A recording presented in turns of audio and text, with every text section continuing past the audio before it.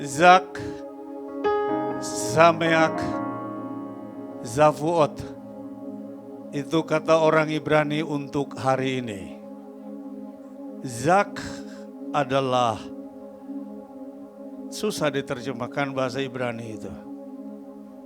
Zak itu simhat, sukacita yang tidak bisa dijelaskan. Sameak adalah the celebrations, perayaan. Safuot adalah 50. Jadi Zak, Sameat, Safuot adalah perayaan yang ke-50. Sepertinya tidak ada artinya ya. Loh, Pentakosta itu artinya 50. Sekali lagi, Pentakosta artinya 50. Maka 50 pasti berhubungan dengan hitungan tahun pertama sampai tahun ke-50 di Israel tidak boleh ada budak. Tahun pertama sampai tahun ke-50 di Israel tidak boleh ada orang berhutang. Tahun pertama sampai tahun ke-50 di Israel tidak boleh ada orang di penjara. Karena setiap kelipatan 50 tahun namanya Yobel. Artinya pembebasan. Apakah ada hubungan dengan 50-nya Pentakosta? Ada. Karena kitab suci berkata, di mana ada roh Tuhan, di situ ada kemerdekaan. Amin. Iya. Jadi 50 itu penting.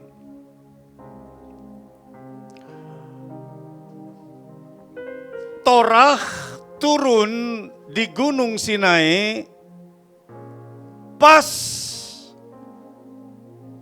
orang Israel keluar dari Mesir 50 hari.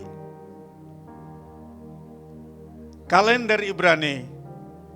Jadi mereka keluar dari Mesir, berkemah di lereng Sinai. Tuhan perintahkan Musa naik ke Gunung Sinai. Dan ketika dia terima 10 perintah, pas 50 hari.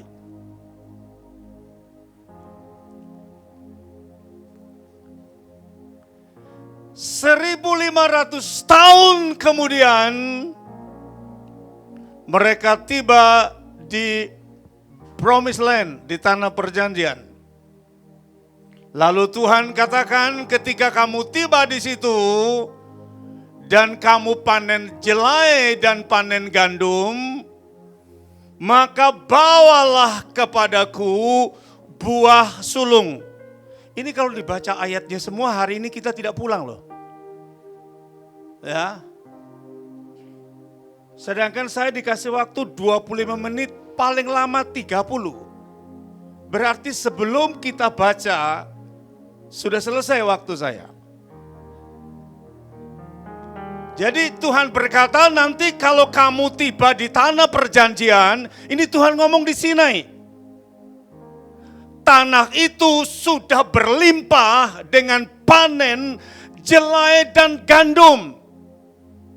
Yosua 5 ayat 11 dan 12.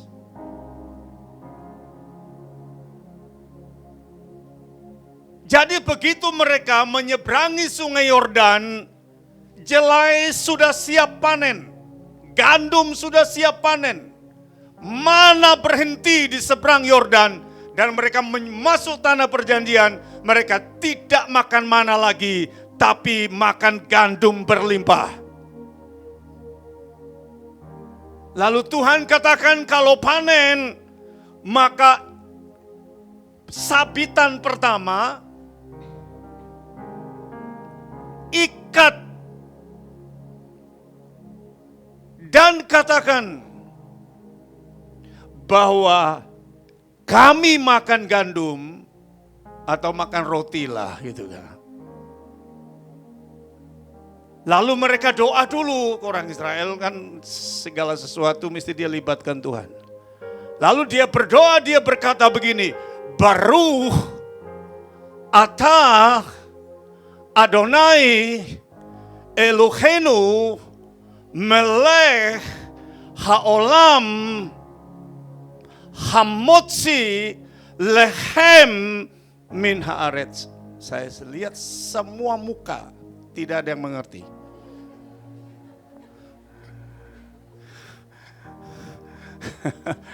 Artinya begini, bless the Lord Adonai Eloheinu melech haolam.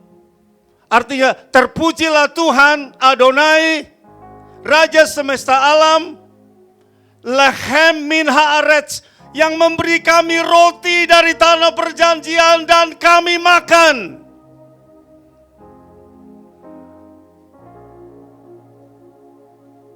Jadi mereka bersyukur sambil bawa ikatan itu di hadapan Tuhan dan berkata, inilah janji Tuhan. Itu namanya persembahan buah sulung. Itu perayaan namanya Zak Sameyak Habikurim, buah sulung. Atau Omer nomor 1. Omer itu nomor 1. Jadi panen pertama. Lalu Tuhan berkata, maka hitunglah.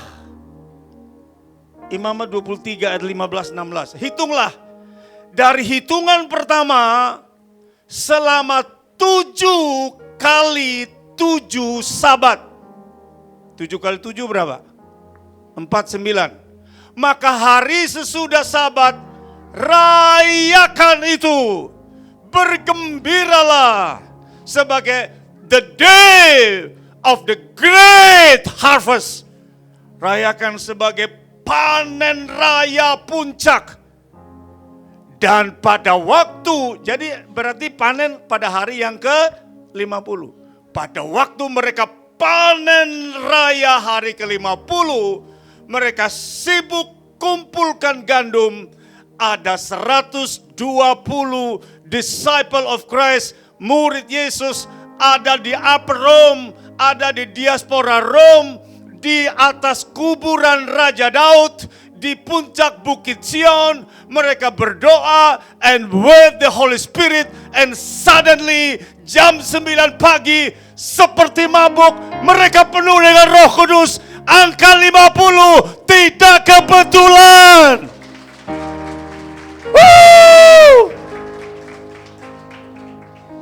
Jadi Taurat turun pada angka 50 hari, lalu Roh Kudus juga turun di puncak Bukit Sion di Yerusalem Timur pada panen raya hari yang ke-50. Masih bilang kebetulan? Masih bilang nama Mega tidak ada hubungan dengan Mega Church? Terserah. Ya. Tidak ada yang kebetulan. Semua telah digenapi. Amin. Maka pada waktu mereka penuh dengan Roh Kudus, orang Yahudi dan bangsa-bangsa yang berkumpul di Yerusalem untuk merayakan panen raya tadi, Shavuot Pentakosta itu, jam 9 pagi mereka bilang, lah ini kok ada orang mabuk. Petrus berkata, sorry to say, kami tidak mabuk. Masih pagi-pagi jam 9 mabuk. Ya toh? Kami sedang dipenuhi dengan Roh Kudus. Tidak sampai di situ. Kisah Rasul 2 ayat 16. Seperti yang dinubuatkan Nabi Yoel. Semua yang terjadi adalah penggenapan. Amin. Itu dahsyat itu. Semua yang terjadi adalah penggenapan. Dan saya mau beritahu ya, ini adalah pola Tuhan yang tidak pernah berubah. Listen to me. I tell the truth.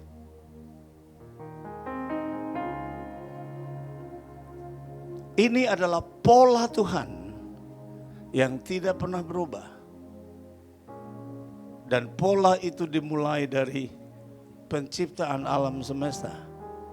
Tadi saya singgung Kejadian 1 ayat 2. Apa yang Tuhan ciptakan pertama?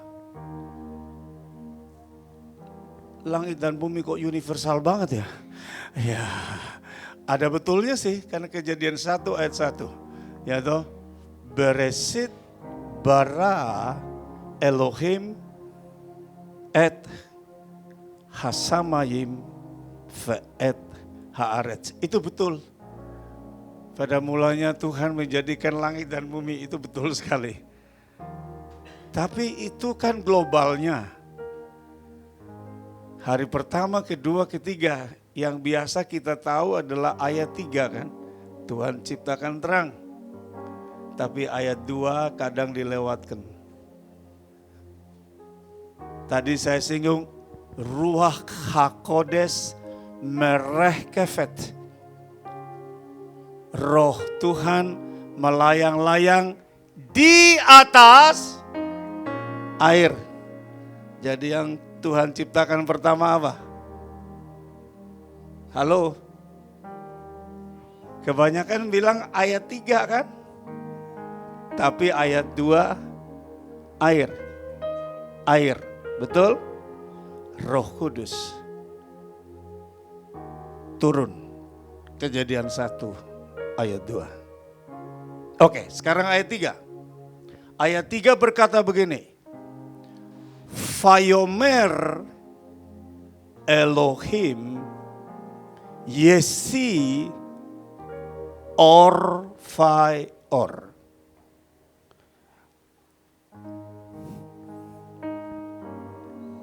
Ini kan jemaat dengan pengkhotbah kan 1-0.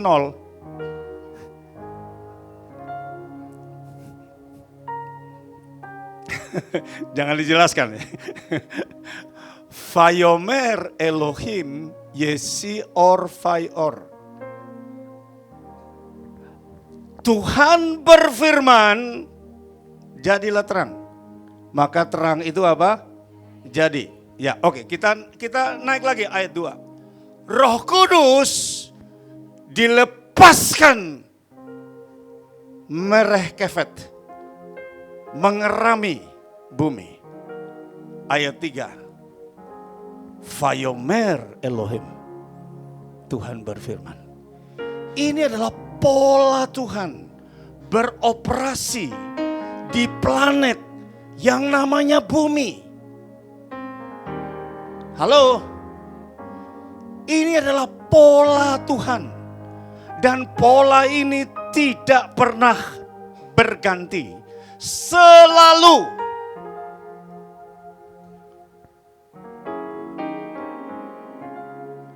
Roh Kudus melayang-layang dan Tuhan berfirman. Belum tangkap, tidak apa-apa. Saya sih merasa berkhotbah di jemaat yang pinter. Itu perasaan saya. Anda amin. Pertanyaan berikutnya. Dari mana saya tahu kalau Anda JCC jemaat yang pinter? Dari mana saya tahu? Apa? Pastor Verona? Ada benarnya? Tapi pertanyaan saya kan sekarang. Dari mana saya tahu Anda pinter? Gampang jawabnya. Karena Anda undang pendeta yang pinter. Jawabnya gampang sekali. Sebab kalau orang bodoh berbicara kepada orang pintar, maka itu tragedi. Masih tahu saudara. Iya. Makanya saya pakai bahasa Ibraninya supaya kelihatan saya lebih pintar dari jemaat. Sorry.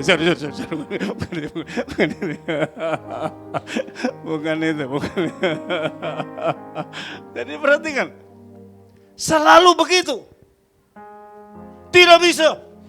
Vayomer Elohim, Tuhan berfirman, Tuhan sendiri mesti dia lepaskan rohnya. Baru dia berfirman. Anda mau khotbah, Anda mau bersaksi, tanpa roh, huruf itu mati.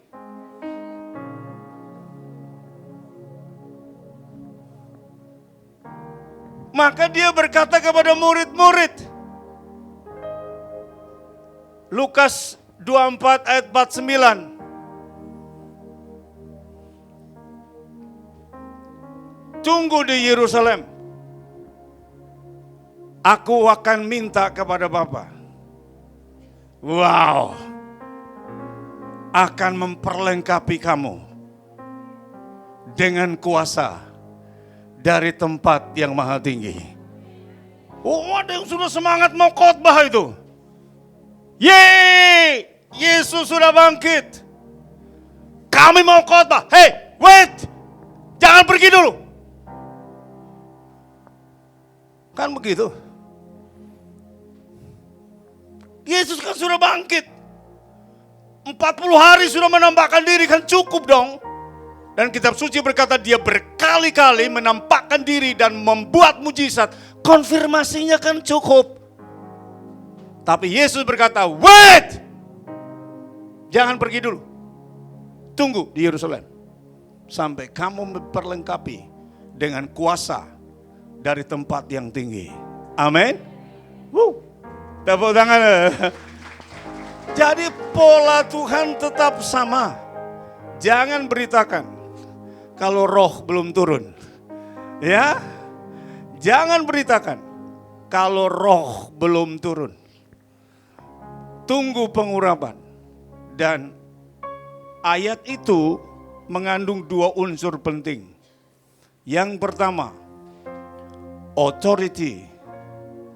Yang kedua, power. Apa itu otoritas? Otoritas itu status. Power itu eksekusi.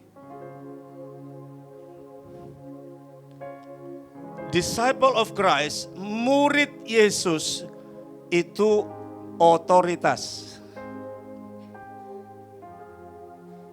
Hans Jefferson, servant of Christ, otoritas. Hans Jefferson,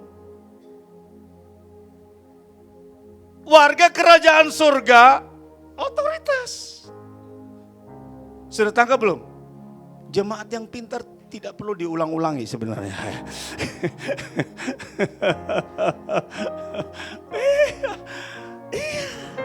Jadi itu status kita sebagai anak Bapa, itu status. Kita sebagai tubuh Kristus itu otoritas.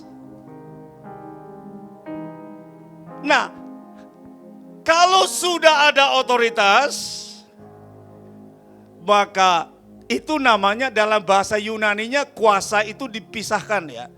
Kuasa yang pertama namanya exousia, itu otoritas. Kuasa yang kedua namanya dunamis, yaitu ledakan. Ya, semua anak-anak Bapa, semua murid Tuhan Yesus yang punya otoritas bisa mengeksekusi semua janji Tuhan. Amin. Haleluya. Itu kan dahsyat itu. Ya, ada 3 gambar yang kalau bisa ditampilkan boleh. Untuk sedikit penjelasan saja gitu kan. Sebenarnya biasanya kalau gambar ditampilkan sayanya yang blank. Kalau tidak bisa tidak apa-apa, karena tadi saya sudah jelaskan. Perhatikan. Nah, Anda tahu hari ini kalender Masehi bukan?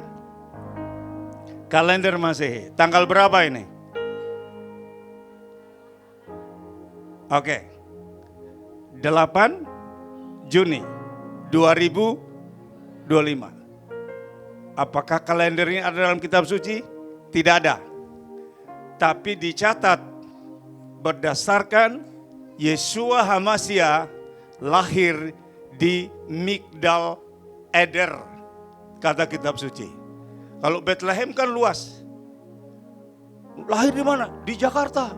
Jakarta yang benar. Pasar Baru yang jelas, metro. Kira-kira begitu. Jadi, lahir di mana? Bethlehem. Bethlehem itu kan luas sekali. Di mana? Migdal Eder, kata kitab suci. Di menara kawanan domba. Jadi menaranya di situ tuh dia lahir. Ya, oke. Maka dihitung dari situ sekarang 2025. Tapi kitab suci kan tidak dihitung dari kalender Masehi. Kitab suci kan dihitung dari Kejadian 1 ayat 3 itu, hari pertama. Lalu hari ke-6. Lalu Adam umur 930 tahun. Tambah 6 hari. Nah dihitung dari situ tuh kalender Ibrani. Gampang. Ketemu hari ini tahunnya 5785. Ya kan? Kalau Anda tidak hadir hari ini kan tidak mengerti kan? Ayo jujur aja. Ya, jangan sok terlalu pintar ya. Jujur aja. Ya. And the Bible says, semua yang tahu kebenaran, then you will know the truth, and the truth will set you free. Jadi begini, dan kamu tahu kebenaran, dan kebenaran itu memerdekakan. Percaya kepada kebenaran, ya. Tapi dari mana percaya kalau tidak tahu? Maka mengetahui itu penting sekali. Ya, saya orang yang penasaran. Satu kata saya akan telusuri sampai ke akar-akarnya. Saya punya sistem thinking yang sangat kuat sekali. Ini begitu saya dikasih iPhone ini, saya baca semua manual booknya itu. Walaupun saya heran, lah ini handphone bikinan Amerika, kenapa bukunya kok bikinan Cina ya? Saya baru ngerti.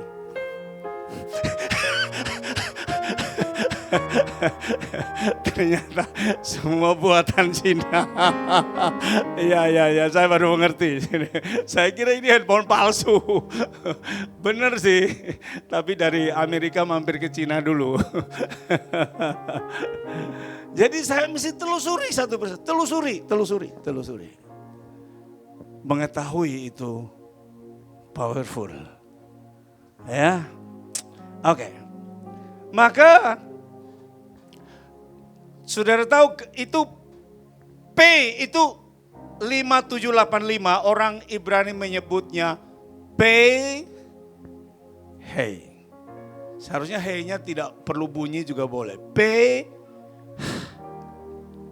karena hey artinya nafas. Jadi hey itu mestinya tidak bunyi. P seperti itu. Ya. Biasa kan sudah dengar khotbah, hari ini belajar Ibrani ya. Loh, kitab suci kita itu Ibrani loh. Loh, Tuhan Yesus kita tuh dari Israel loh. Sukunya Yehuda. Ibrani 7 ayat yang ke-14. Tuhan Yesus kita itu dinubuatkan. Dia datang dari suku Yehuda. Bahkan keselamatan datang dari bangsa Yahudi. Terserah Anda mau atau tidak. Keselamatan dari bangsa Yahudi. Ya. Yohanes 10 ayat 22. Datang dari bangsa Yahudi. Ya. Jadi tidak bisa ditolak. Oke. Jadi P, hey itu nafas. P itu apa? P itu apa? Loh, hey kan nafas, P-nya nafas lagi. Mulut. Wih, yang jauh mulut di mana tuh? Wih, itu Itu mentornya Benyamin Netanyahu itu. Ada orang Ibrani di sini Ibu Gembala. P itu mulut. 2025 adalah P. Hey, semua firman yang keluar dari mulut Tuhan ada hey, ada nafas Tuhan, ada roh Tuhan, mujizat pasti terjadi. Woo! Itu kan begitu mengertinya, ya toh? Mengertinya seperti itu. Kemudian kalau hari ini kita rayakan Zak Sameach Shavuot, maka ini gambarnya.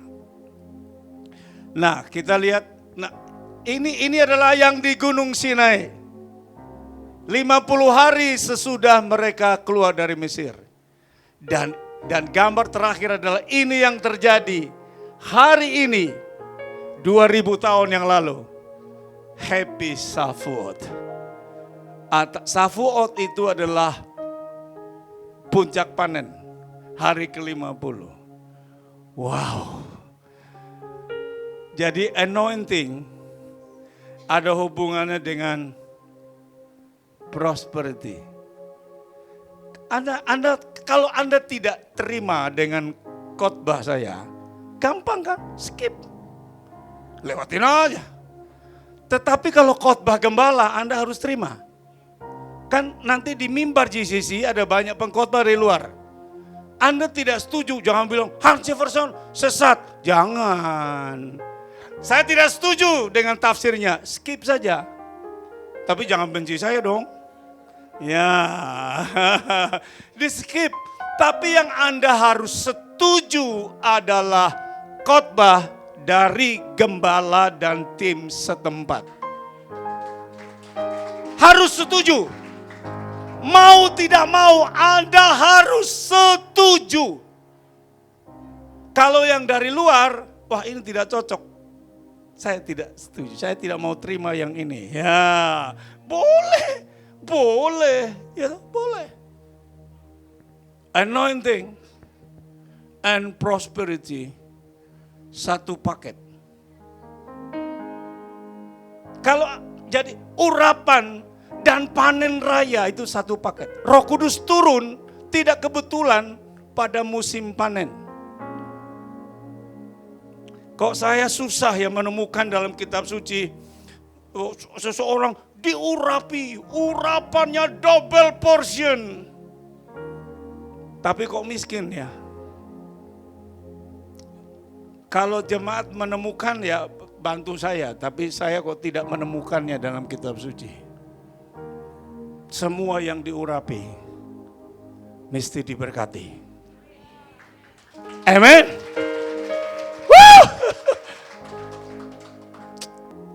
Kalau di sini ada urapan, Anda tidak bisa menolak kelimpahan karena satu paket. Ya. Kalau Anda bilang, pastor tapi saya mau jadi orang miskin. Kenapa? Karena miskin rohani. Ya udah berkatnya tunggu. Kapan konsepmu berhenti? Gitu. Iya. Tuhan pasti memberkati kita. Amin. Yo, tapi kan hari ini saya diberi tema khotbahnya jangan takut. Jangan takut. Jangan takut.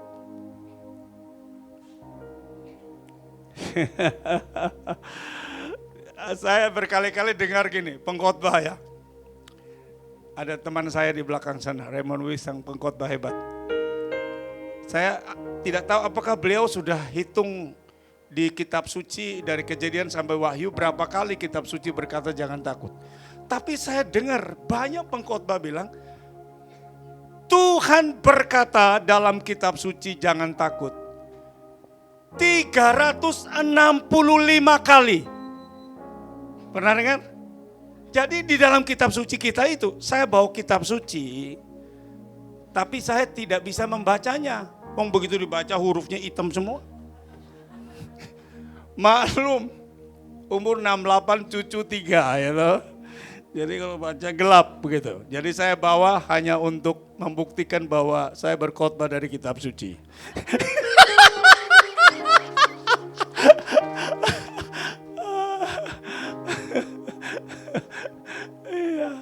Tadi saya ngomong apa jadi lupa kan? Apa? Jangan takut. 365 kali. Berarti kan tiap hari Tuhan berkata, jangan takut. Pengkhotbah bilang, jangan takut. Tiap hari Tuhan berkata, don't be afraid. Don't be afraid. Jangan takut. Ya, amin, amin, amin. Kalau buat Hans Jefferson, Tuhan tidak perlu 365 kali. Cukup 1 kali aja. Masa hari ini saya mau khotbah di sini, tadi pagi berangkat saya bilang, Tuhan, bilang dong. Jangan takut. Lalu kalau Tuhan tidak bilang jangan takut, saya tidak berangkat. Karena nanti kerusuhan di Monas. Masa anak bangun pagi lalu nunggu. Tuhan, mana ayatnya hari ini? Jangan takut, supaya aku tidak takut. Setiap hari Anda tunggu, mana ayatnya? Jangan takut. Bagi saya, cukup 1 kali saja dia berkata, jangan takut. Dan seumur hidupku tidak akan pernah takut. Mestinya kan begitu. Kita itu nunggu tiap hari, mana wahyunya? Jangan takut. Tidak begitu. Robert Liardon berkata sebenarnya 1 mujizat saja dalam hidup kita cukup. Selanjutnya kita yang melipat gandakan mujizat itu. Amin. Ya. Itu dia, ya. Time is over. Tuh kan? Ya udah cepat-cepat. Kepada Israel dia bilang jangan takut. Keluaran pasal 14 ayat 13, 14 dan 18. Jangan takut. Mereka have a reason untuk jadi takut. Lawang dikejar dari belakang dengan tentara di depan laut. Masa tidak takut? Yang benar aja. Tapi Tuhan bilang jangan takut. Aku akan nyatakan kemuliaanku. Dan orang Mesir yang kau lihat tidak akan pernah ada lagi. Amin. Jangan takut. Ada kemuliaan Tuhan yang akan dinyatakan. Dan musuh-musuh kita akan terserak. Amin. Haleluya. Waktu dia bangkit. Yohanes 20 ayat 19. Yohanes 20, 19. Murid-murid bersembunyi di satu tempat. Karena apa? Bersembunyi karena apa? Karena takut. Lalu Yesus berkata, Shalom. Solve problem. Bagi yang takut, Yesus berkata, Shalom nak. Karena damai sejahtera dan ketakutan tidak bisa tinggal sama-sama. Amin. Dia bangkit dan dia berkata Shalom bagi mereka yang takut.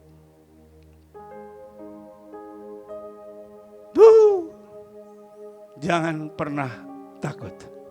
Kalau kita hidup hari ini dengan kekhawatiran kemarin, itu berarti hari ini kita tidak presence. Kita tidak ada di sini. Kita hidup di masa lalu kita. Kalau hari ini kita ada di sini dan kita takut dan khawatir akan masa yang akan datang, itu berarti hari ini kita tidak ada di sini. Tapi kita hidup di masa yang akan datang. Sedangkan Tuhan berkata, aku menyertai hari ini. Aku bersamamu. Amin. Haleluya. Terakhir. Kepada jemaat Smyrna di Wahyu pasal 2. Ayat 8 dan seterusnya. Jemaat ini begini. susah dan miskin. Itu udah parah itu. Lo ini punya alasan untuk takut dong. Jemaat Smyrna itu jemaat yang susah dan miskin. 1. 2. Jemaat yang diintervensi oleh sinagog yang pengikutnya setan semua. Jadi ada sinagog yang jemaatnya setan. Loh, belum pernah baca? Sepertinya jemaat kok ada? Oh ada. Smyrna ada. Jadi jemaat ini miskin dan susah, diintervensi orang-orang Yahudi dari sinagog yang adalah pengikut setan. 2. 3. Mereka dianiaya dan dipenjara.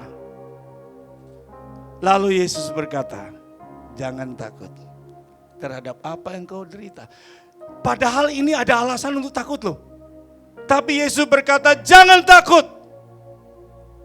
Aku awal dan akhir. Aku mati dan hidup lagi. Don't be afraid. Amen. Kita hampiri Tuhan.